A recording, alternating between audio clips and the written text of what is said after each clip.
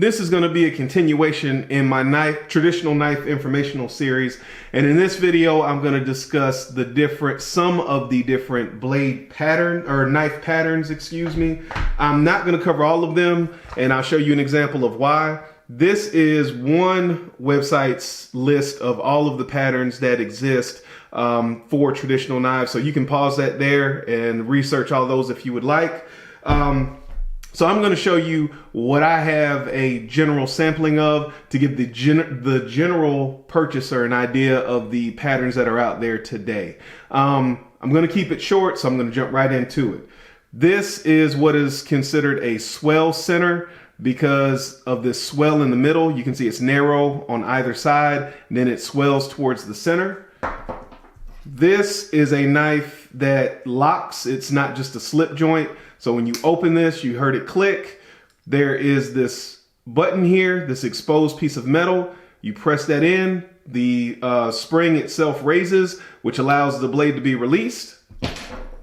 This is not a 100% representation, but this is pretty close to a Gunstock. And the reason why I say it's not a true Gunstock is a true Gunstock would not taper here at the end. It would be straight all the way down. But this is the general shape of a Gunstock. It's a knife that if you look at it, this would be the butt of the gun that you would put up on the stock of the gun you would put up on your shoulder. This would be the part where you would rest your cheek, and then obviously the rest of the gun would be in front of that. These knives typically have two blades that open from the same end. So that's that. This is a Stockman pattern. There are usually 3 blades on 2 different springs. That would be usually a clip point blade, a sheep's foot blade, and a spade blade. These come in small, medium, and large, and that is based off of some generic size ranges. Again, I'm not going to get too much into that, just talking about the general patterns. This is what is considered a moose, and a moose in general, because people will disagree on this, a moose is usually considered a knife on a serpentine pattern. I don't know if you can see that here, how this is not a straight frame knife. It kind of makes an S shape. Can you see that? Kind of makes an S shape. And there are 2 blades, usually on 2 different springs, and those knives open from either end. You know, and I guess you can see there, it kind of looks like a moose's head, you know. So this one actually happens to have a bullwinkle etch on there. So that would be moose. This here, it would be considered a Whittler pattern knife.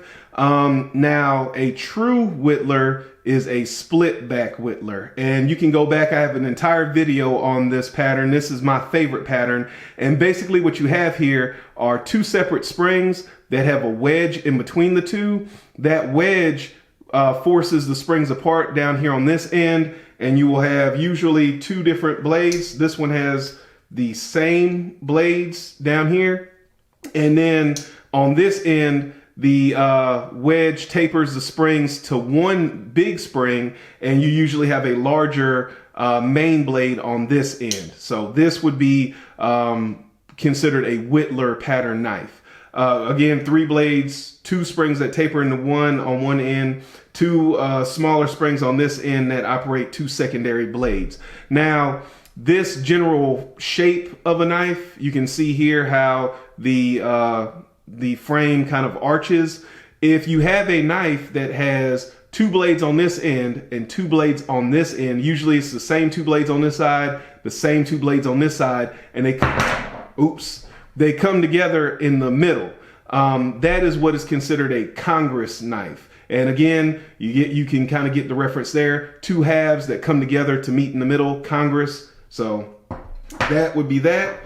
This would be an example of a Barlow knife. Barlow knives usually have a very large bolster. This bolster was meant to provide extra support. Usually these were working man knives, usually made from cheaper materials, cheaper knives that were good to put in the everyday man's hand and go to work. So Barlow knife. And this would be considered a jackknife. Jackknives are usually knives that have a blade that opens from one end or two blades that open from the same end. But it's not a Barlow because you can see that bolster is not extended. So this would be an example of a jackknife. And finally, this here would be an example of a penknife. And penknives were usually smaller knives that had either one blade at one end or two blades that open at either end. And these were knives that were made generally for sharpening quills back in the day. So I'm over my 5-minute target.